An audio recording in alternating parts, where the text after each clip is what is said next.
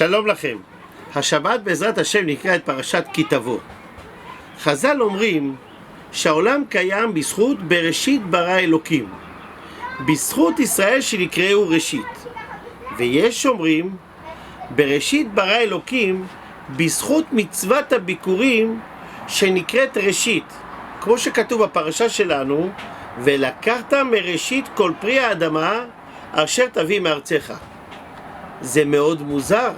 אני יכול להבין בראשית ברא אלוקים בשביל ישראל שנקראו ראשית, העולם קיים, עוד איכשהו אפשר להבין. בזכות מצוות הביקורים, איך זה קשור בכלל? אנחנו יודעים שאדם שמגיע לארץ ויש לו חלקת אדמה, והוא הולך וזורע וחורש וקוצר ומעמר ועושה את כל עבודות השדה, סוף סוף יש לו פרי, כל כך שמח. אומרת לו התורה, את הפרי הזה תיתן לכהן, תעלה אותו לבית המקדש, תעלה את כל הביקורים, כל הפירות הראשונים תיתן את זה לכהן. למה? כדי ללמד אותנו מוסר השכל, שלא תאמר כוחי ועוצם ידי עשה לי את החיל הזה. הכל בזכות הקדוש ברוך הוא. זה הסבר אחד. אבל יש עוד מוסר השכל. המשנה מסכת ביקורים בפרק ג' מתארת איך היו מביאים ביקורים לבית המקדש. העשירים היו מביאים סלסלאות של זהב ושמים שם את הפירות, פחות עשירים בסלסלאות של כסף, והעניים מסכנים היו שמים את זה בסל נצרים. ואיך זה היה מתבצע? העשיר מגיע אל הכהן, והכהן לוקח פרי ומעביר את זה לסלסלה שלו ומחזיר לעשיר את הסלסלה של זהב. אותו דבר עם הסלסלה של כסף.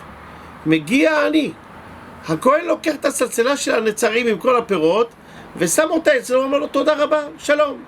למה? הוא עני, אין לו כלום. לקחת לו גם את הסלסלה, תחזיר לו את הסלסלה, שנה הבאה יוכל להביא עוד פעם את הביקורים. למה הוא עושה את זה? אז יש מי שרוצה לומר שהוא רוצה להחליף לו את המזל. העשיר, מחזיר לך את הזהב, שנה הבאה תביא עוד פעם בזהב. אותו דבר עם כסף. אבל אתה עני, אם אני אתן לך שנה הבאה תחזיר את זה עם נצרים? לא. אני לוקח לך את הנצרים, שנה הבאה אני מאחל לך שתביא עם סלסלה של זהב. הסבר אחד. הסבר שני, העשיר יש לו הרבה כסף, הוא שם דשנים טובים, הוא טיפח את השדה שלו, יצאו לו פירות משובחים, אחד. כל הפירות סוג א'. אין שום בעיה לכהן להוציא פרי, לקחת אותו ולהחזיר לו את הסלסלה. אבל העני מסכן, הוא שם פירות כדרכם של סוחרים.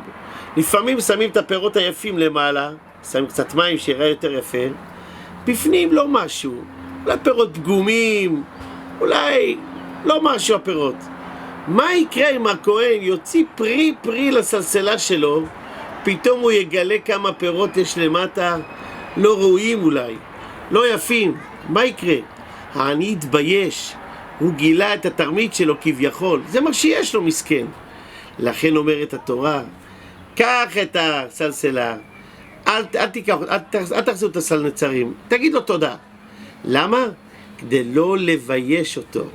עכשיו אפשר להבין, בראשית ברא אלוקים, בשביל ראשית, אם תדעו לא לבייש אחד את השני, שווה שהעולם יהיה קיים על זה. שיהיה לנו שבת שלום ומבורך.